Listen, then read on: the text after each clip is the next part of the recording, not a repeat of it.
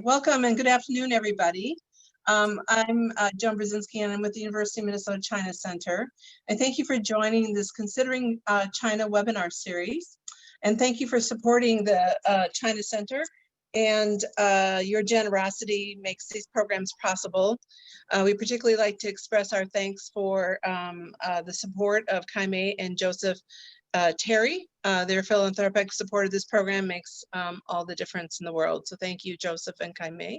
Please consider supporting our mission at the China Center through the link at the webinar announcement or on our website. At the end of the program, we'll answer any questions that you submit through Q&A function at the bottom of your screen. If you have technical difficulties, such as I have, please use the chat and somebody will respond to you. Let's get started. It's my great pleasure today to welcome Mr. Robert Daly, Director of the Kissinger Institute on China and the United States at the Wilson Center, for his discussion, Getting China Right, Challenges for the Next Administration. Before coming to the Wilson Center, Mr. Daly was the director of Maryland China Initiative at the University of Maryland and the American director of the Johns Hopkins University Nanjing University Center for Chinese American Studies in Nanjing. He began working in U.S.-China relations as a diplomat, serving as a cultural exchanges officer at the U.S. Embassy in Beijing in the late 80s and early 90s. After leaving foreign service, he taught Chinese at Cornell, worked in television with the Beijing Ren 在纽约的 节目, and he also worked on major theater projects in China as host, actor, and writer, helping to produce the Chinese language versions of Sesame Street and other children's television workshop programs. His commentary is regularly featured on NPR, C-SPAN, the Voice of America, and global television stations. Mr. Daly has testified before Congress on U.S.-China relations and has lectured at hundreds of Chinese and American institutions. He has lived in China for 12 years and interpreted for Chinese leaders, including Jiang Zemin, American leaders, including U.S. President Jimmy Carter. Welcome, Robert. With the U.S.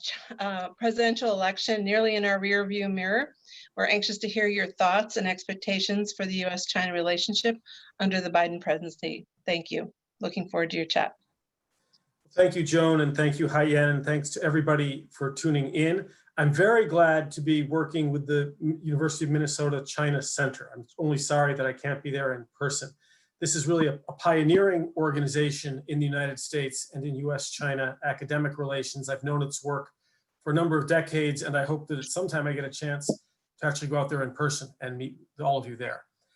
Our topic today is China, but before I turn to China itself, I'd like to embed that topic, vast as it is, China and U.S.-China relations, within a bigger theme, and that theme is change, various forms of global change, something that people in the United States don't very much like to discuss. Nevertheless, many of us have been dizzied by, some of us have been traumatized by, the degree and the variety of different kinds of change which seem to be happening all at once. There is, of course, the pandemic, and the knock-on effects that will come from the pandemic, many of them still unknown, but probably including in some areas increased poverty, possibly malnutrition of the sort that can lead to war, and more migration. And this pandemic, I think, comes to many of us as a sort of a deeply unwelcome blast from a past that we thought that we left behind. On the other hand, we also have challenges that come from global warming and the confluence in the development of new technologies that could be transformative, new technologies and environmental problems that ring almost like harbingers from a science fiction future in which we may be masters or we may be victims. We don't yet know. And then, of course, another big factor of change in the United States and around the world now is the globalization of markets, of the flows of human ideas, of the flows of human people. And all of this challenge our notions about culture, about national sovereignty, about fundamental relationships between individuals, objects, communities, countries, and international corporations and organizations. I don't think there's been a time in our recent history when so many different aspects of our daily life and so many of the things that we find meaning and significance in and that we rely on have been in question at the same time. And then, of course, in addition to this, we are confronted, as always, with a changing geostrategic situation and perhaps the emergence of a new map, which, among other things, may cast into doubt the continued primacy of the United States. And when I speak about geostrategic issues, I think we need, again, to frame them a little more broadly than international relation types typically do. The shifting balance of power is not just a geostrategic issue. So the world is not a risk board. It's not even, to use the currently common analogies, a chessboard or a Go board. It is a far more complex reality in which all of these inadequate analogies occur. And we are experiencing all of this change now, I think, in our daily lives, of course, as individuals, within families, within communities, or perhaps tribes in some cases, and within nation states. And all of this is inseparable, in my view, from the histories and the cultures that have shaped us. So we experience all these changes as, one of not only members of a nation state, but we also experience them as creatures within an ecosystem that is under threat. And all of this is the background against which we look at US-China relations. And it's disorienting, I think, for Americans in particular, if we're honest, even those of us who think of ourselves as more internationalist and more small L liberal, we've become very accustomed to American primacy. Most of us have grown up with it and taken it for granted. And so the prospect of losing that not only makes us feel threatened as a nation, but I think that for many of us, it's akin to an identity crisis. Is Springsteen still Springsteen if America isn't number one?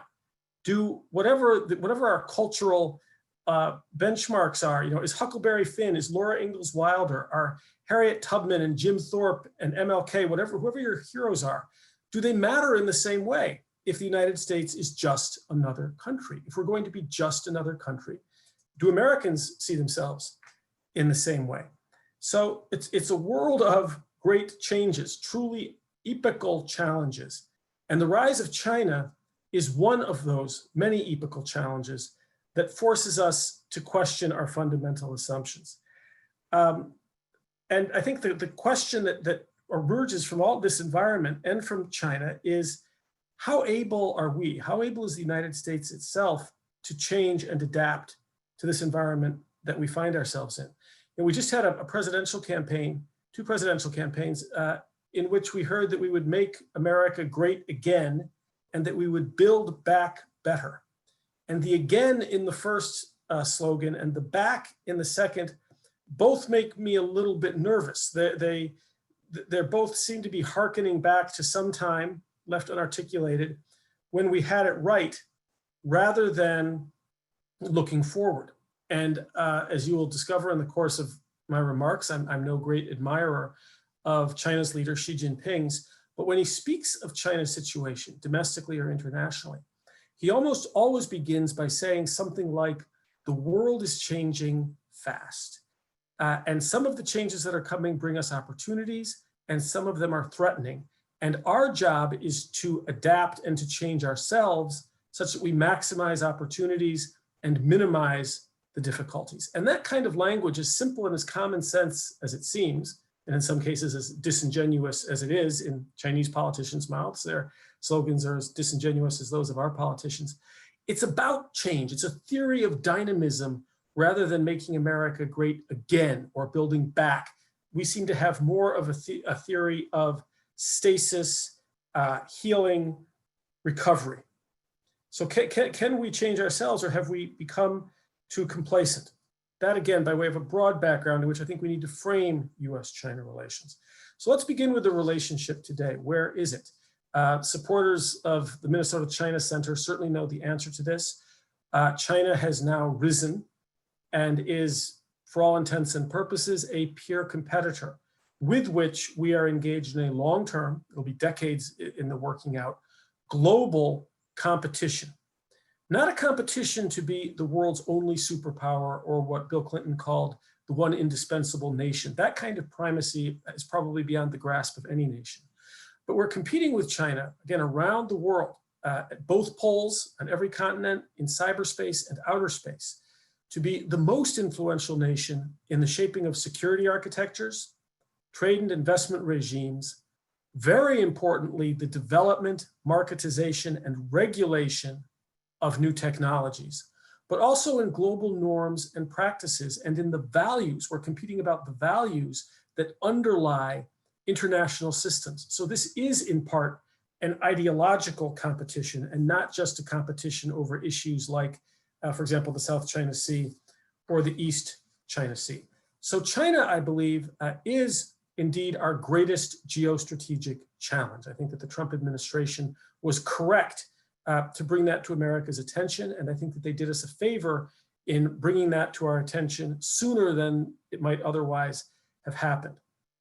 At the same time, the background of all these other changes that we're facing, our greatest geostrategic challenge, China, may not be our greatest challenge overall. And therefore it needs to be contextualized in light of even bigger crises. I worry now that by framing everything, all these different areas of competition in terms of a US-China zero-sum game and US-China rivalry, that sometimes prevents us from having other conversations that we should be having. And technology is perhaps the primary example of this. New communications technologies, big data, the powers of AI and deep learning, and all these other technologies that seem to be coming together, were always, regardless of US-China competition, going to raise fundamental questions about privacy, about the relationship of individuals to states, to corporations, to multinational organizations of various kinds. And we're not having that conversation that was inherent in the technology as an international and human conversation, because we've contextualized it as part of a US-China security dilemma, and we're treating it in that fashion. And that's true of other issues as well. Nevertheless, China's rise, certainly one of the tectonic shifts. Let's start with China itself. And I'd like to talk a little bit about how I've come to understand it, been working on it now for about 36 years. That doesn't mean I'm right. My views on China certainly continue to evolve, and I've been wrong many times. So I welcome, when we have a discussion, your own views and your own correctives. First, I think there's a big difference that we see in Washington now. There's a basic gap between those policymakers, and I would say that they're in the ascendancy, who see China as a security threat, full stop. That's one school of thought. Then there are other people for whom China is a complex human proposition, one feature of which is a security threat that's of growing concern to the United States and many other countries. And I put myself in the latter camp. Now maybe I weighted that description to favor my camp, but I don't think we can see China purely through a security lens. We have to begin with China itself. And remember that one of the aspects of China's modern history that most shapes the thinking, not just of China's leaders, but of the Chinese themselves, is the victory that the Chinese have achieved. After a period that they call semi-colonization, semi-feudalism, China went through a period of warlord battles that tore the country apart. Then we had the invasion from Japan, civil war, and then the destruction of the murderous political campaigns under Mao Zedong before China began in 1978 under Deng Xiaoping to begin to be concerned about building up its nation, developing its economy, building its institutions, giving people a better life. And China's success in this has been tremendous. And I know that you know this story, but it's worth reminding ourselves, because almost all of the news out of China for the past 2 or 3 years has been bad, negative, and deeply concerning.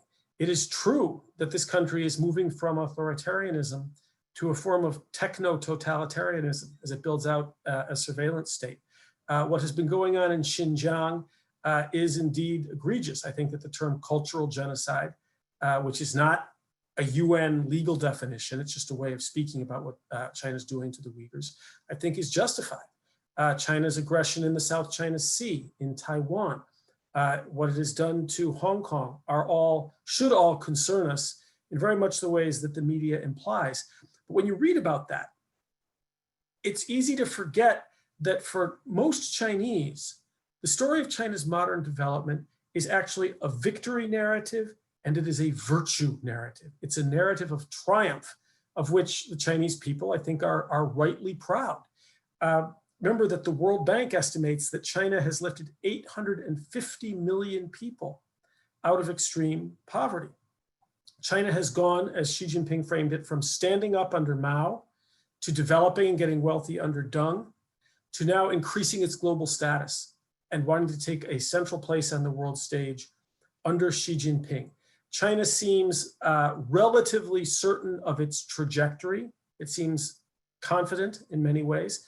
It also seems relatively sure of our trajectory. It is widely accepted, widely believed, not universally, but widely, among Chinese leaders and ordinary citizens, that the United States is in permanent decline, and that we are dangerously and delusionally clinging to whatever vestiges of our hegemony and our past glory we can. I think that China probably goes too far in this direction, and this is one of the reasons that Xi Jinping has been overreaching to his own detriment. Nevertheless, China views the situation that way. This triumphalist narrative that you hear from Xi Jinping has many elements of truth in it, but it also sometimes glosses over China's many constraints. And just as we have to remind ourselves that the Chinese people themselves see China's story as largely a virtue narrative and a victory narrative, we also need to remind ourselves that China is not omnicompetent or 10 feet tall, and that it faces many constraints, both internationally and domestically, some of which could bring an end to the development party and leave China in what is sometimes called the middle income trap. A few of China's problems, just to run down the list, Xi Jinping's inbox. And these are the things, not the United States, but these are the things that I think he thinks about when he's falling asleep at night and waking up in the morning. Demographics, China's aging population and the danger of China's becoming the first, as the usual phrase goes, country that becomes old before it becomes rich, without an adequate social safety net in place, is something that could really slow down China's development. Debt, China's tremendous debt burden, especially among local governments. Corruption, which remains endemic despite Xi Jinping's anti-corruption campaign. Pollution, not just air, which you read the most about and which is the easiest to clean, but water. Over 80% of China's lakes and rivers are dead, much more expensive to clean up, but not impossible. And then perhaps most importantly to China in the long run is land pollution. Salinization due to long-term overuse of nitrogen and phosphorus fertilizers. Much of China's agricultural land is now dead, and no one knows how to fix that problem. So pollution, a major burden on China, as is the water shortage in the north of the country. The rich-poor disparity, uneven development in China, and this is probably Xi's #1 domestic concern. Even though, as I say, China has lifted 850 million out of extreme poverty. In May of this year, China's Premier Li Keqiang said that China still has 600 million people with a monthly income of 1,000 yuan. So that's 600 million people with a monthly income of about US $140. Our poverty line is about $1,062 per person monthly. What that means is that the number of Chinese living on about 1/7 the income of poor Americans, that number of Chinese is almost twice the American population. So still daunting, expensive problems domestically that keep China back. And then the last of the major China constraints I would want to mention is its sclerotic politics. China is still saddled with a self-certain, deeply repressive party system, a party that was formed in 1921 as a revolutionary agrarian party for a desperately poor nation under the tutelage of the Soviet Union. And that is still to a considerable degree the political system that China has, although its economic system has changed a lot. And there are serious questions about whether such a system can meet the needs of an entrepreneurial, innovative, internationalized, informed, ambitious populace, a question that China has not yet taken on. So those are its constraints. I ask myself regularly, sort of what is China? What is our baseline understanding of China? And that's shifted in the times I've known China. Of course, China changes very, very rapidly. But I would say that today, how Americans should frame China, China is a vast, hegemonic, materialist police state. That's sort of my shorthand as a way to come at China. But I'd like to go back and sort of break that down for you a little bit, what I mean by that. First, a police state. I've already mentioned the build out of the national surveillance state and techno-totalitarianism, and this is real and ongoing. If you're interested in this, I think in the summer, the Atlantic Monthly published an article called "The Panopticon is Here." Take a look at that article. So when I say it's a police state, I think, Americans instantly think up a sort of a gray, dreary, moribund, depressing, sort of Orwellian image. But of course, when you go to China, that's not what you find. People are surveyed, they don't have privacy. Their social media posts are tracked, their spending is tracked. In any public space, their face can instantly be captured with facial recognition technology so that anyone who wants to monitor them can have access to all of their data. So this sounds horrible, and I believe it is horrible, but, and this is really important, you go to China and people are not cowering in the streets. They're strutting. It's vibrant. In many Chinese cities, you feel the energy coming up through the sidewalks, and people report pretty high degree of satisfaction with their lives and they're looking forward. So it's a police state, but it's something else. And that's why I say that it is a materialist police state. And when I say that it's materialist, I'm speaking about China's values, which are consumerist. The Chinese people want better lives. They want to have higher incomes. They want to be able to buy more goods. They want better health outcomes. They want better educational outcomes, technological, material well-being. And the Chinese government, in fact, is very concerned with providing those things for the Chinese people. So it's a police state, but it's a materialist police state. And when I say that it's materialist, I mean that people's economic and technological and material desires are seen as legitimate and can be fulfilled, but only those desires. Xi Jinping, as he describes the well-being of the Chinese people, and as he describes the aspirations of people's other countries, his theory of the good life is sort of limited to homo economicus. The theory is that as long as human beings' material needs are met, including in some cases needs for luxury, for travel, that they will be satisfied and complacent.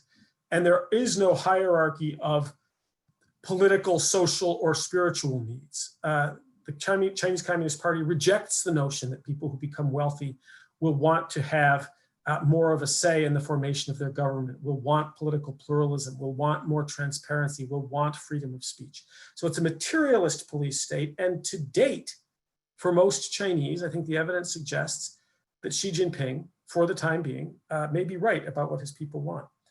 I say it's also hegemonic, meaning that China wants to do what any nation under its circumstances would want to do, namely defend its international interests, project its defense perimeter outward, and assure its supply of raw materials, energy, and food, and its access to international markets. And to do that, China needs to reshape the world, not entirely, not throw over entire systems, but remold them to make the world more amenable to the Chinese Communist Party, to legitimize Chinese Communist Party practices. And this is where the hegemonic part comes in.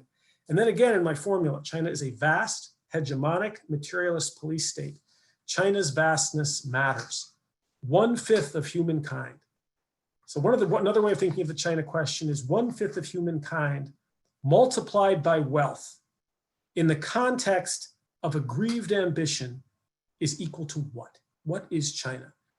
And we don't really know. This is a question that the Chinese themselves ask. And there are healthy debates and multiplicity of views within China itself. China is uncertain in many ways. And to come back to our big theme, China is changing. The story of modern China is the story of change and the story of the fantastic adaptability of the Chinese people. And that change is ongoing. Those in Washington who see China only as a security threat tend to ignore this factor of continual change in China and to speak as though China is now a known quantity, a monolith, moving in one direction that will not change. That picture of China, I think, is false. Much is still open to question. China is evolving. This is not to deny that it's a security threat. It is to contextualize that claim. China's foreign policy against this background. I think, and again, I'm going to give you a number of, I think, what are fairly simplistic formulas, but I think they are also rich if you keep them in mind. And as you read news and books about China, I hope that you'll find them useful in framing the information about China that you get. The goal of China's foreign policy, I said, is to sort of make the world more amenable to the Communist Party. But the method is deference through dependence. China seeks deference from other nations, not dominance. This is not the Soviet Union. This is not the Third Reich. This is not about Lebensraum. China wants deference, and the formula is deference through dependence. China is leveraging its wealth through trade, through lending, through investments, through access to its own markets to get deference from other nations. And when I say deference, what China wants, I say, is to legitimize Chinese practices and to have China's own actions, policies, and the Communist Party's own assessment accepted worldwide without obstacle and without objection. Now, that's actually a pretty heavy lift. And because it wants to achieve this through lending and through trade, and because it wants neither obstacle nor objection to its goals, what this has tended to mean is that countries that receive what China sees as large S in some form or another are not really allowed to have an opinion about, for example, China's actions in the South China Sea. They want no objection, no obstacle. So China, when it makes loans, it is true, they don't ask that you be a Leninist state, a Leninist market state as China is. They don't really care about other countries' domestic systems of governance. But they do care that there be no objections to China. And that tends to mean that if your country has, for example, a free press or a vibrant civil society, you will come under pressure by working with China to silence them. So this has the effect over time of the export of an ideology. And China sees this development of China and its emergence as sort of the lodestone of Eurasia. A Sinocentric, a China-centric Eurasia is the vision here. And I think that Chinese leaders and many Chinese people see the emergence of that Sinocentric Asia as a natural, inevitable, and desirable state of affairs. So if that is a natural phenomenon, that means, and again, from the Chinese point of view, if China's emergence as the central state or the hegemon of East Asia is natural, then China cannot be blamed for seeking that primacy. If it's inevitable, then resistance is futile. And again, in China's vision, because China's modern story for the Chinese is a virtue narrative and a victory narrative, the emergence of China as the top nation in East Asia is also desirable because it seemed to be self-evident that China will be a benevolent hegemon. Not everybody sees it that way. I'd like to read something from Bilahari Kausikan, who's a senior Singaporean, now retired diplomat, but who has spent a lot of time on issues related to China's rise in US-China relations. And Kausikan describes it this way. He said, America is an inclusive culture that wants everyone to become like it and believes the world would be a better place if this were so. China has an exclusive culture that rejects the notion that anyone could become like China as impossibly pretentious. To China, the best others can do is humbly acknowledge China's superiority, and the sooner we do so, the better for everyone. Now that China, this is still Kausikan, now that China has reemerged as a major power, this sense of superiority has become the underlying cause of the difficulties of China's relations with many countries. This is the overreach I was speaking about, Xi Jinping. Kausikan again. The attitude that China is entitled to have its superiority acknowledged and that failure to do so can only be due to recalcitrance or ill intention is why I think China will always suffer a deficit in soft power and evoke resentment. So whether Kausikan is right or whether Xi Jinping is right, China is without question an unprecedented challenge to the United States. We have never faced a true peer competitor, but we do now. And that's putting pressure on, I would argue, American institutions and the values on which they are founded.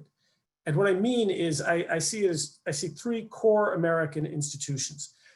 One is, of course, American values. One is national security. Of course, it's true for every country. Number two is market economics and relatively free markets. Then the third American values are the very important basket of openness, freedom of speech, transparency, inclusivity. And the institutions founded on those three values are now somewhat at odds with each other because of the specific nature of the China challenge. From the security point of view, the American security institutions look with increasing suspicion both on American corporations and also on American universities. That's the openness, freedom, inclusive piece. And the security apparatus is worried that in engaging with China, in working with China, in profiting from China in the case of corporations, in training China's best and brightest in the case of universities, the security apparatus worries that these other two American institutions are aiding and abetting the power of a rival in what is essentially a zero-sum game internationally. And you've certainly heard this at the University of Minnesota, suspicions not only about the actions of visiting scholars, but even about the wisdom of training Chinese students at all if they're going to go back to China and contribute to Chinese power. So our security apparatus is questioning the values of openness and freedom in the case of universities, and the values of free markets in the case of corporations. There's this triangular problem. But it really doesn't stop there. Corporations are also somewhat at odds with the values of openness, because in pursuing Chinese markets, you have to take Chinese conditions. And so that means in the case of American industries whose vibrancy is dependent on creativity and therefore freedom, I'm talking about film, book publishing, gaming, and to some degree also, universities, if we understand them as financial entities. In cooperating with China and accepting Chinese conditions, they are themselves in some cases compromising freedom. And the most striking case is Hollywood, because Hollywood's profit model is based on the international blockbuster. You cannot be an international blockbuster unless you play in Chinese theaters. But Chinese theaters are highly censored. And what that has meant since 1997 is that major Hollywood studios would not greenlight a script that wouldn't get by Chinese censors. Hollywood has been self-censoring, and this even determines what you see in the Octoplex in the United States. And that same logic of the China market applies to books if you want to be an international bestseller. It applies to gaming, video games, which are more profitable than Hollywood films. And it also applies to places like the NBA, as we've seen recently, to hotels, to airlines, which if they want to do business with China, have to use China's very specific and politically fraught language to describe Taiwan. And so corporations, in their pursuit of Chinese profits, are also threatening freedom. So that triangle, those three values the institutions founded on in the United States are rather at odds now, and they don't even have a vocabulary for describing this problem. This is something the Biden administration is going to have to deal with. So what can the Biden administration do? Last section. First, I think they have to get back to basics. The Trump administration, especially over the past few months, while I think that many of its strategic insights and strategic dispositions vis-a-vis China are correct, there has been a big problem with style, with wording, with rhetoric, and the administration has been flailing such that much of what you read from the Trump administration over the past several months has been a series of critiques against China, which sound more like insults for insult's sake at sometimes, and at other occasions sort of branch over into straight up conspiracy theory. We need to get back to basics, get away from that, move from attitude toward defining American interests. And I think that the three key American interests vis-a-vis China specifically are these. One, it is in our interest to prevent China's dominance of its region. The kind of dominance of the East Asia Pacific or the Indo-Pacific that China would like to have would mark the destruction of our alliance system and would be a threat to international law. And it is in our interest to prevent Chinese dominance while allowing China more space because it has legitimate interests and it is building up its military to some degree for reasons any other country would build up its military. Number two, we need to counter and prevent China's illiberal influence outside of its own borders. Its spread of Chinese illiberal practices or the illiberal practices of the Chinese Communist Party, we don't want to see those legitimized beyond China's borders, and we need to counter them really continually. And then the last interest, of course, is avoiding a real Cold War II footing, which would include the resurrection of mutually assured destruction, which would entail an arms race that would be not only conventional and nuclear, but would also involve the weaponization of space and cyberspace. So understanding this, I think that the Biden administration has laid out a very good blueprint for its early China policy. It clearly has understood the moves that I would describe as necessary but not sufficient to managing the relationship. But the first steps include, one, a return to normalcy under the president-elect. a return to normalcy rhetorically, not just sort of throwing verbal bombs and insults at China for the sake of doing it and watching them squirm, as we've sometimes seen.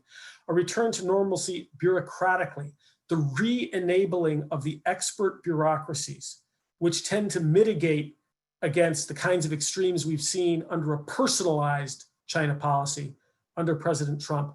And then perhaps most importantly, a return to normalcy under the president-elect, in that he's made repeatedly clear that America would reinvigorate its alliances, that it would prioritize competition with China, stop saying that Canada's iron and steel imports are a threat to American national security, stop threatening European and Asian allies with tariffs on automobiles, steel, and iron ore, stop demanding that South Korea and Japan pay more for the American bases there, and instead try to heal the rift between South America and Japan.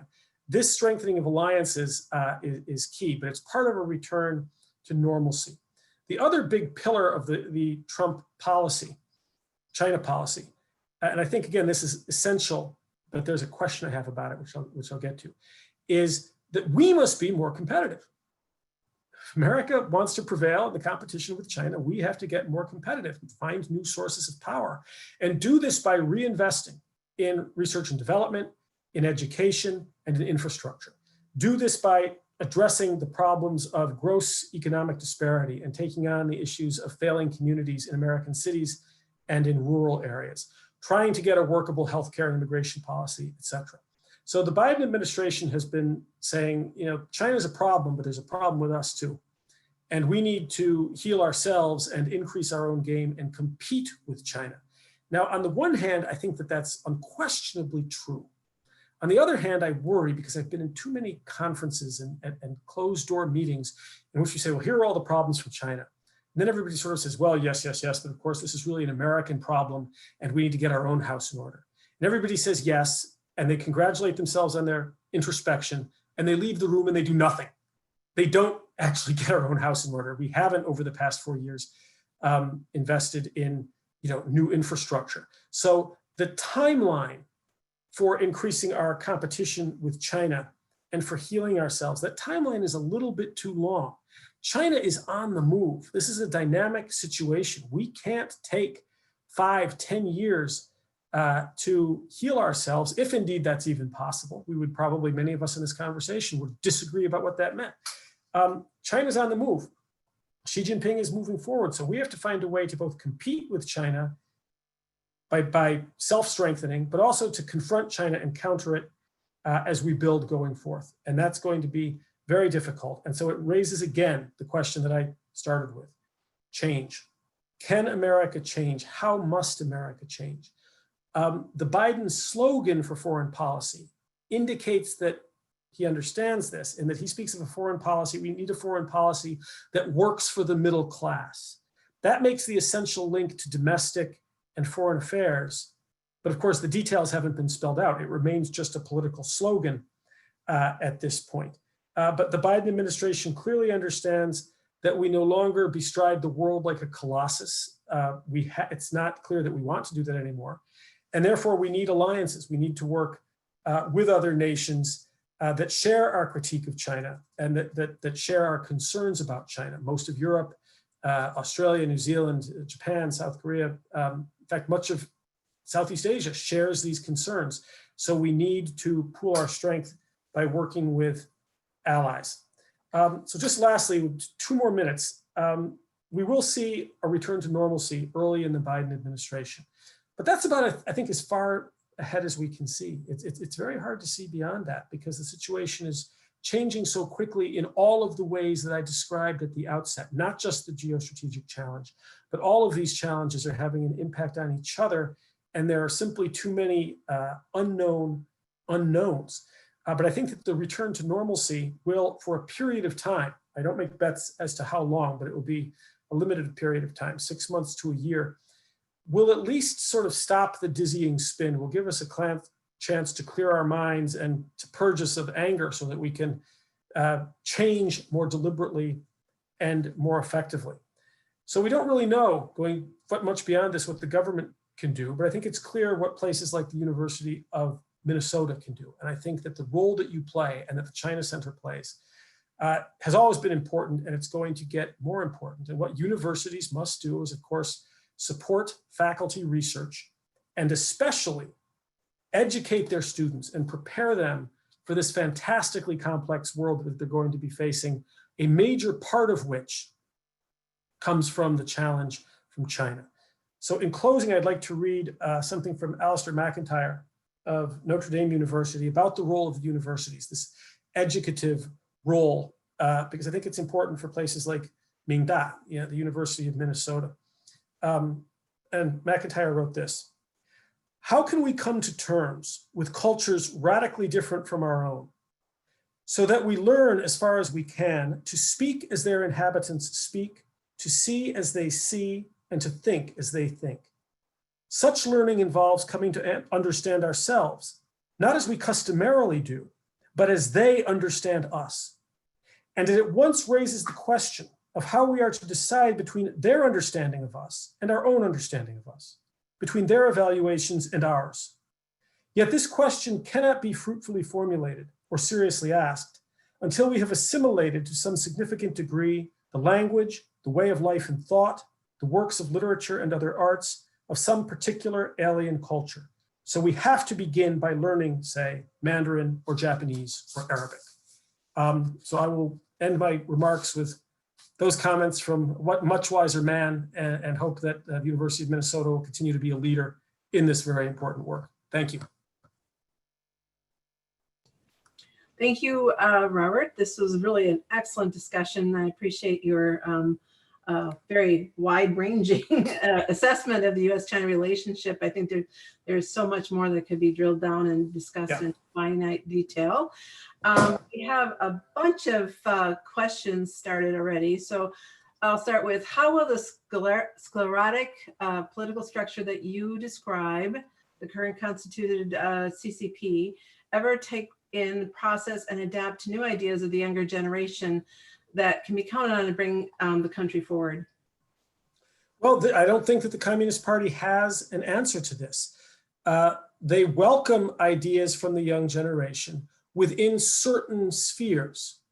China's very interested in, for example, financial innovation and technological innovation.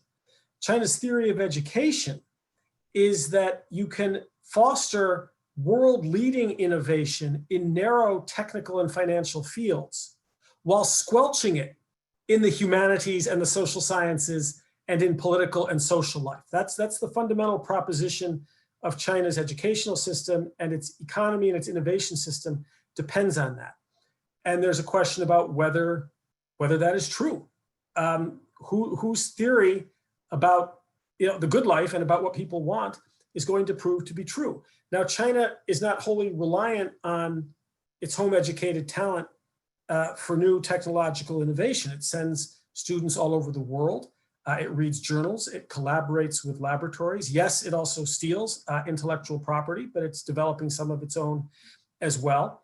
And so this is really an ideological question that's asked. If Xi Jinping is right, that human beings are really homo economicus, and that's the sum total of our aspirations.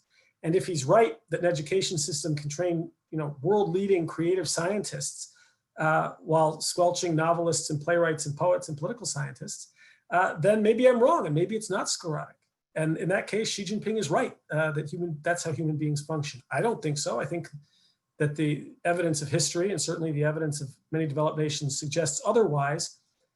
But China has been a lot more right about this than we thought they were in the 80s or 90s or the noughts. We've been wrong again and again and again. And so we need to come at this with a little bit of humility. Thank you. If the US wants other countries to become more like itself, then this is not an inclusive culture. True inclusion lies in the acknowledgement and respect of permanent differences across nations and cultures. What are your thoughts? I think that that's logically sound, but when we say that we want other cultures to become more like us, the like us includes what the Chinese call, 宽容,包容性, inclusivity, diversity.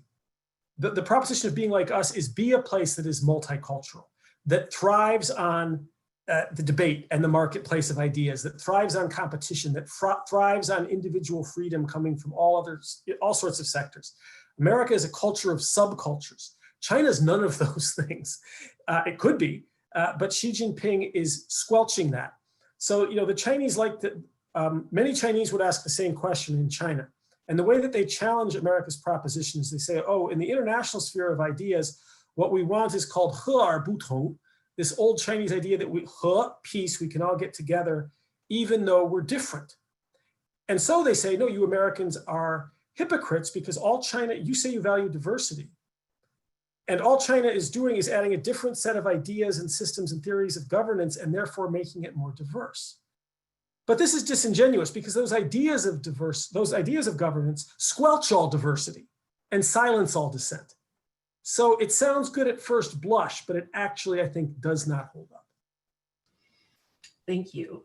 Given what you described about China and how it sees itself in the world, will China be interested in collaborating with other nations like the US in responding to global challenges like climate change and environmental conservation? So this is one of the key questions, and it was something that I, for the sake of time, stripped out of my initial remarks. The Biden administration, unlike the Trump administration, has also said that we need to be able to cooperate with China when we must.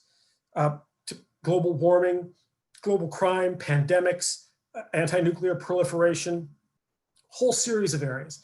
And I think that's right. I do think we need to find ways to cooperate closely with China, even as we compete.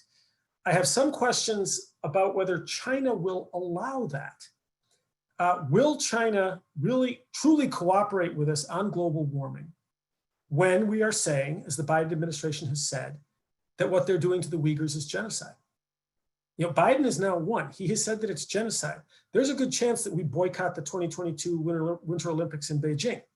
So if we're boycotting and we're saying that they've destroyed Hong Kong, and if we continue to try to counter them on Taiwan, we will be faced sometime in the next few years with the death of the Dalai Lama, which will probably make the problems in Xinjiang seem smaller in comparison. I don't know, but that's a possibility. So while we are really competing with China, and it's not just competition, let's face it, we're deeply distrustful of each other. We disapprove of the other ideologically, and we disapprove of some of the other's intentions. It's hard enough for us to cooperate under those circumstances, but we have done it. I think it's harder as a matter of Chinese political culture to cooperate when they also feel like they're under attack. Biden has called Xi Jinping a thug. Now, my guess is that he probably won't use that word again. But that I think is also a question for China. Can you cooperate with the United States when we're really kind of giving you both barrels in some of these other realms? Today, Joe Biden declared the U.S. security guarantees apply to the Japanese administration of the disputed Senkaku Islands. In the president-elect's first significant foreign policy move that's related to China, what do you think of? I mean, is that a good move, or what do you think? Well, I think that it's an important signal in a couple of ways. It's a signal both to Japan of a desire to strengthen the alliances in the ways that I just described. It is a reiteration of what Barack Obama said. So this is already true. Barack Obama made this very clear, and we went through China's upset about that early in the Obama administration. And I think that it's also a signal to China that while the only concession China is going to get initially from the Biden administration is going to come in the form of the non-acceleration of provocations. So that there isn't going to be a signal to China that it's all okay now and we want to make nice. We are going to return to normalcy. We're going to clamp down on the rhetoric. I think we'll probably see a relatively early meeting between Biden and Xi Jinping. I hope so. I think we'll see more contact and more dialogues coming up. So China will get a return to normalcy in form and style, but shouldn't expect other concessions. I don't think China's looking for them. I think China has a pretty realistic view of this. And so this is letting China know that the United States is still on watch and that things have not greatly changed. We're not going to be rolling a lot back. So what is the best approach to protect the independence of Taiwan for the foreseeable future? I think that we must remain within the one China framework. This has to remain true. When we look back at the past 40 years, I think we all understand why strategic ambiguity is very frustrating, right? We like to be clear, but strategic ambiguity, which means not saying whether we would come to Taiwan's defense if Beijing attacked. We don't want to be clear about that because if China knows that we won't, then they're emboldened to attack. If Taiwan knows that we will, they're emboldened to provoke China. We don't want either thing. So we're stuck with this strategic ambiguity, despite the fact that we have tremendous sympathy for Taiwan and a deepening distrust of Beijing. Still, I think we have to stick with the one China policy. Chinese-Taiwan relations over the past 40 years have been at their best for the people of Taiwan when China was relatively confident of its relations with the United States. That's an important tell. And so we need to be very careful. Richard Haass, the president of the Council on Foreign Relations, has recently advocated that we get rid of strategic ambiguity, go for strategic clarity, and say that we will in fact aid Taiwan. I think this is a mistake. I think it's true that we have been too overly sensitive to Chinese oversensitivities. There's room to do more for Taiwan and with Taiwan and to find more international space for it. But under the framework of one China that recognizes Beijing and only Beijing.